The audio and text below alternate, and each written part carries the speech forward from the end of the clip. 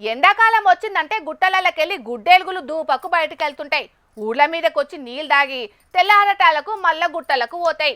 చాలా జీవాలు ఇట్లనే ఊళ్ళ మీదకి వస్తుంటాయి గాని వానాకాలంలో తప్ప పబ్లిక్ ను వల్కరి అని విషసర్పమోటి పల్సర్ బండెక్కి ఎట్లా పరిశాన్ చేసిందో చూడుండ్రోలా.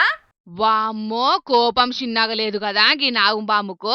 నేనుండంగా తాళపు చెయ్యి ఎట్లా పెడతావన్నట్టే ట్యాంక్ సందులకెళ్ళి టక్కున బయటికెళ్ళి గుడ్లు గురాయించి చూస్తున్నది కదా. గీ అన్నలు దానికి తెలుగు అర్థమైనట్టే పో పో అని ఒక్క తిరుగా బతిన్లాడిన్రు. ఆయన ఈనలేదు. నాకు పల్సర్ బండి అంటేనే ఇష్టమన్నట్టే కొద్దిసేపు బండన్నను పరేషాన్ పట్టించింది. మెదక్ జిల్లా కౌడిపల్లి కాడి కూకట్పల్లిలా జంగ ప్రశాంత్ అన్న పల్సర్ బండ్లే జొర్రి ఈ అన్నకు సల్ల చెమటలు పట్టేటట్టు చేసింది. ఇక ఇంటోళ్ళంతా ఒక్క తిరుగా కట్టెలు పట్టి గెదుముతే బయటికెళ్ళింది.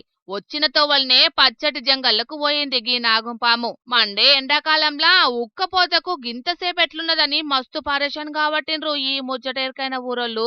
మరి ఎట్లొచ్చిందో ఎట్లా జొరిందో తెలియదు గాని ఇంత చీకట్ల చూసుకోకుండా చెయ్యి పెడితే పెద్ద పరేషానే అయ్యది. ప్రశాంత్ అన్న జర్రంతలో తప్పించుకున్నాడు గాని ఎండాకాలం అని అరుగుల మీద నిద్రపోయే జనాలు జరంతా చూసుకోండ్రి మరి.